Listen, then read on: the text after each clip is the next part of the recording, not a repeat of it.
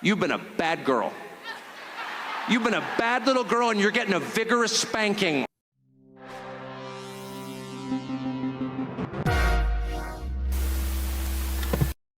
If you allow your 2-year-old to smear the contents of his diapers on the wall of your living room, and you do nothing about it, if you allow your 14-year-old to light a joint at the breakfast table, if you allow your hormone-addled 15-year-old daughter to like slam the door of her bedroom and give you the finger, you're gonna get more of it.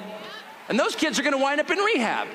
It's not good for you. And I like that he lumped the 2-year-old in there as though a 2-year-old smearing shit on the walls is indicative of some kind of like defiant emotional rebellion against your parenting, and not them being like, I don't know if two's probably too old for that. Just like 2? I don't know. Like I'm not a parent. I can't really say. I feel like if I had a 2-year-old and I saw them doing that, my thought wouldn't be they're rebelling against me. My thought would be, oh right, they're retarded because they're 2. it's not good for them.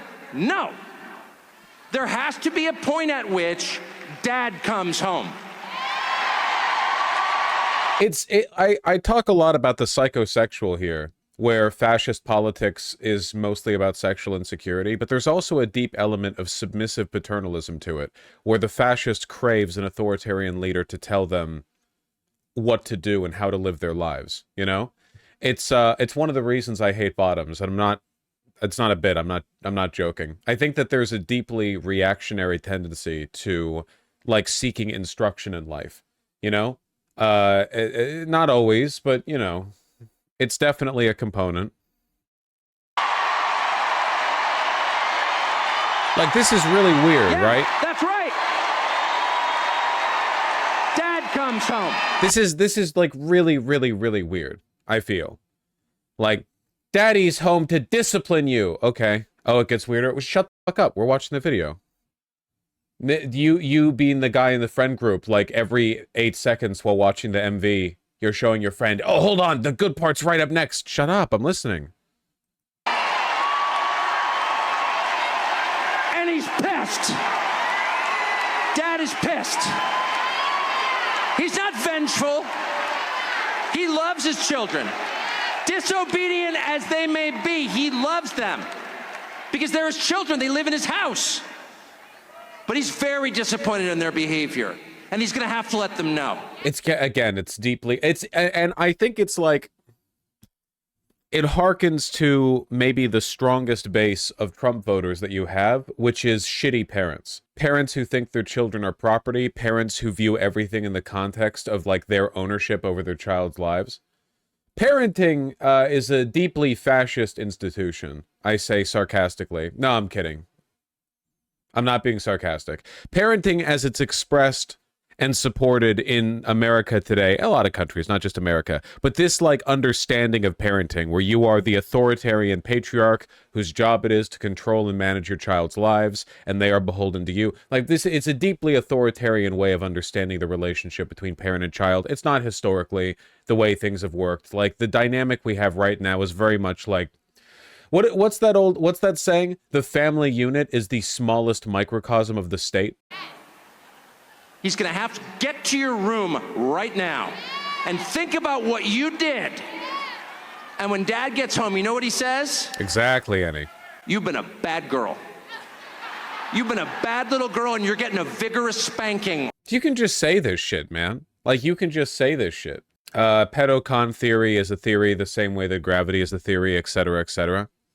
This is also kink. It's not kink, it's just philia. This, again, this like obsession with parental control and discipline, controlling the lives and sexualities of your children, which they do, they obsess over it. These are the men calling queer people groomers, yeah. It's pretty weird. And Dems stopped using weird to describe them, yeah. It's been proven true with practically every study that spanking your kids makes them more violent, more likely to commit crimes. Yeah, oh yeah, well, I mean, the parents do it because they like doing it, because they want to take their anger out, and there's like a psychosexual element to it, you know?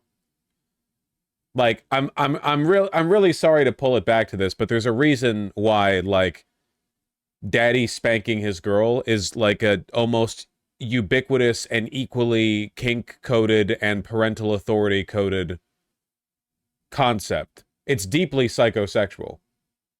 Like there's no like, oh no, it's like there's a big line between them, you know? Bosch and his Freudian psychology. This isn't Freudian psychology. Freudian psychology would be about the child's attraction to the parent because of the like phases of their brain development. This is different. The idea of like authoritarian conservative parents having an almost sexual level of control over their children, it's not like a new analysis. Like look at the way religious households relate, like obeying God means obeying your father, and obeying your father means staying chaste and virginal, and that's why I get to hand you off to your husband during your marriage walk. Like there's a lot that pulls into this, you know? Purity balls, yeah.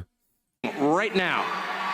And no, it's not going to hurt me more than it hurts you. No, it's not. I'm not going to lie. This is going to hurt you a lot more than it hurts me. And you earned this. You're getting a vigorous spanking because you've been a bad girl. It's really, like, like, I'd be really embarrassed doing this even for a bit. And it has to be this way. It has to be this way because it's true. And you're only going to get better when you take responsibility for what you did. That's not said in the spirit of hate. Like, none of this even... You can't even model this onto, like, a political policy or even, like, a general attitude towards politics. What the fuck is he even talking about? It really is just like an attempt to scratch the itch of the like deeply psychosexual, authoritarian, pedophilic impulse in a bunch of conservative parents. He's fantasizing. No. You people have it all wrong. You're completely getting it twisted. It's not about him. It's about them. You're all thinking like you're acting like he's having a meltdown out there. No. He's reflecting the tendencies of the voter base. He's fantasizing about Trump spanking Ivanka. You're not listening to me. It's not said in the spirit of vengeance or bigotry. Far from it. It's said in the spirit of justice, which is the purest and best thing there is. And without it, things fall apart. Nice. Harris campaign spokesperson called it, quote, "f***ing weird." Well, there you go. And you know it's sexual because if he had used his son as an example here, which would be valid within a comparison in parenting, he and the listeners would understand is gay-coded. Oh yeah, if he was like, you're gonna spank that bad boy and he's gonna deserve it, like obviously everyone would be like, yo, are you gay? But if it's his daughter, then it's fine, because then it's like, you know, then it's different, man, that's different. Classic stuff. There is like a deeply submissive element to being an authoritarian, you know? Like, if you take a look at populist supporters of somebody like, say, Bernie Sanders, people who like Bernie Sanders really weren't fantasizing about him getting into office and fixing everything. They perceived him mostly as, like, the forward man of a broader movement, you know? Usually, if anything, communists, socialists, anarchists, they're very participatory in their politics. They fantasize about, like, a communal effort, like, collectively, like, everyone has the freedom to join. You have people who, like, represent the movement, but aren't, like, necessarily the sole owners of it.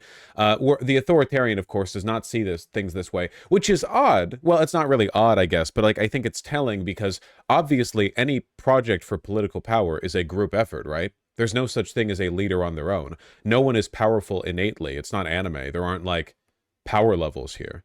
People are strong because they command strength. That's it.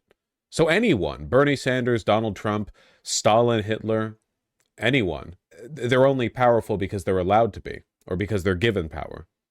But fascists don't imagine their strength as a collective project. They don't talk about, like, working hand in hand with the Trump administration. They wait for him the same way religious people wait for the rapture, right? Like the day of the rope or the storm in the QAnon tradition. A day of, like, you know, a grand religious awakening and retribution, where through the power of Trump, they get everything they want all at once. It's very submissive. They don't participate. They don't think of themselves as agents of their own lives, really. They want everything to change around them because of the power of another person. It is the same mindset that people who believe in, like evangelicals believe in, where they like, you know, whatever God has in store for me, I am but an instrument of his designs, that kind of thing. But, you know, we've already talked about enough in this segment. We don't have to get into the, like, you know, Reddit atheist criticisms of evangelicism. So conservatives are subs. I mean, I know, again, like, you frustrate me. You do, because you want to drag this into childish playground. Like, oh, are you saying that conservatives want to be spanked? You all are. We're all gonna go to the camps, okay? But all I'm saying is, I hope you're in line ahead of me, motherfucker. All right, listen to what I'm saying. I'm not in the mood. I didn't sleep enough, okay? Because I was playing video games, which is, I'm gonna make your problem. All right? Are you saying they're subs? I can't speak on their personal sexual predilections, though it certainly seems to be the case that a lot of people who post, like, hardcore conservative macho men are in the DMs of trans women asking to be topped, okay? I'm not, like, I can't speak to the individual predilections. I can only talk about, like, the general political project. Yeah, I saw that episode. I don't even need to click on it. I know exactly what you're talking about. I think I got this jacket one size too small. It's really comfy, but I feel like I should be able to button it. The key to elegance is comfort. If clothing is straining on any part of you, it's not good.